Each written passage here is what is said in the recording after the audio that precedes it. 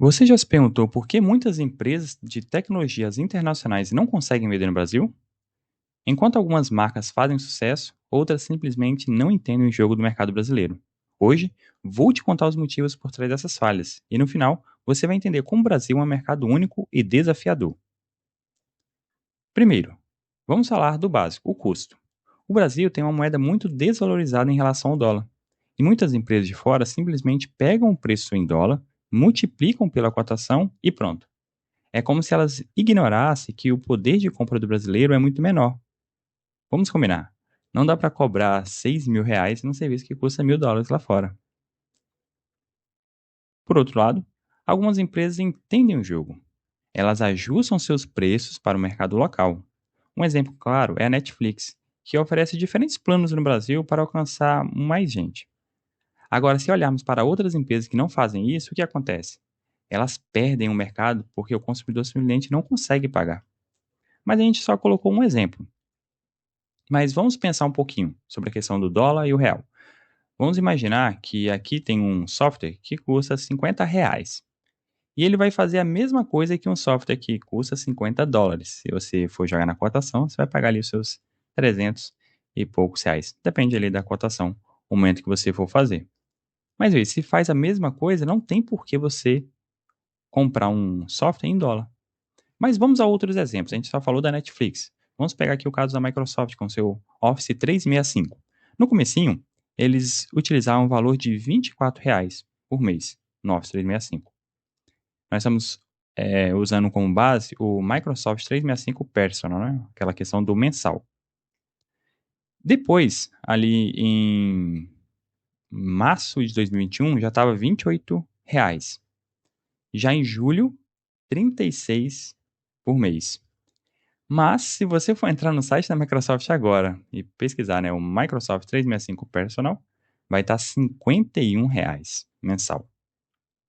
Então veja que é um acréscimo, realmente o preço foi elevado de uma maneira muito rápida. Mas será que é só a Microsoft no caso? A gente viu aí um bom exemplo até que seja a Netflix. A Adobe também acontece algo assim. O valor não é exatamente o valor convertido para o dólar, do dólar para o real, mas R$ 275, convenhamos, o Create Cloud para incluir todos os apps, não é um valor assim barato. Mas aí tem um desconto, no primeiro mês você pode pagar R$ 139, mas é só para atrair realmente a sua atenção. Depois você vai acabar pagando mais caro. Mesmo algumas empresas que de início elas acertam, como a gente falou um pouquinho aqui, depois elas começam a subir o preço várias e várias vezes. Só atrai a sua atenção e depois começa a mostrar as garras. Mas o pior exemplo são aquelas que deixam o preço em dólar mesmo. Aí nós que lutemos para pagar no dia que for cobrado e que pague também o IOF. Vamos falar sobre um exemplo nosso mesmo. Nós utilizamos algumas empresas que fornecem VPS, que é uma máquina ali, um servidor na nuvem, para nós hospedarmos o nosso serviço. E nós pagávamos em dólar, então tinha a conversão e tinha o IOF. Mas com a alta da cotação, procuramos algumas soluções que cobram em reais. E gostamos muito. Vamos deixar um link aqui na descrição para vocês também aproveitarem e terem esse desconto. Agora, voltando ao nosso tema, nós podemos falar um pouco mais sobre um outro problema, que é a carga tributária. Importar ou vender produtos e serviços de tecnologia aqui no Brasil é caro. Muitas vezes, as empresas nem calculam direito os impostos e o preço final sobe ainda mais. Aí fica mais fácil entender por que o consumidor brasileiro desiste de adquirir softwares lá fora, pagar em dólar. Além do preço, tem outro erro crucial: a falta de adaptação cultural.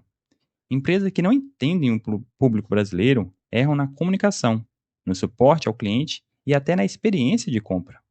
O brasileiro é único, adora promoção, pagamento parcelado e, principalmente, quer ser ouvido. Sem isso, fica difícil conquistar o mercado. Nós podemos ter alguns exemplos.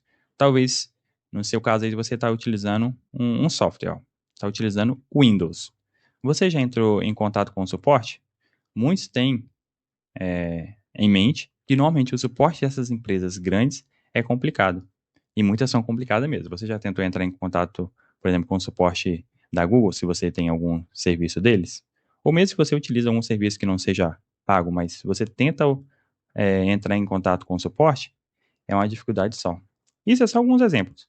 Mas se você tentar entrar em contato com a Microsoft, por incrível que pareça, eu já entrei em contato várias vezes e na verdade foi bem tranquilo, viu? Você clica aí no seu Windows, vai lá na parte de suporte e você entra em contato com a pessoa, você fala com ela por ligação, bem legal que ela vai te ligar e você vai conversar com ela e tirar as suas dúvidas. Então, não vá sempre, né, pelo que as pessoas falam. Algumas empresas têm um suporte bem bacana, já outras nem tanto. No final das contas, as empresas que triunfam no Brasil são aquelas que entendem que um preço não é só número, mas sim uma adaptação ao poder de compra e à realidade do consumidor. Agora me conta, qual empresa você acha que faz um bom trabalho no Brasil? Deixa nos comentários. E não esquece de curtir, se inscrever e compartilhar esse vídeo para mais gente entender o que está por trás desse tema tão importante. Ah, eu já ia me esquecer. Uma das coisas também que atrapalha é a pessoa não entender que aqui tem formas de pagamentos regionais. Como é que a gente pode pensar assim? Como assim? Formas de pagamentos regionais? Não é só cartão de crédito? Não, no geral eles oferecem ali os cartões de crédito. Mas veja que aqui tem o Pix. Se a empresa não aceita o Pix, já fica muito difícil também ela entrar no mercado brasileiro. Claro, a maioria das pessoas hoje, pelo menos uma grande parte, tem acesso ali aos cartões de crédito, então fica fácil. Mas a gente não poderia deixar também de falar da forma de pagamento que, no geral, todo mundo está utilizando, que é o Pix. Agora sim, até o próximo vídeo.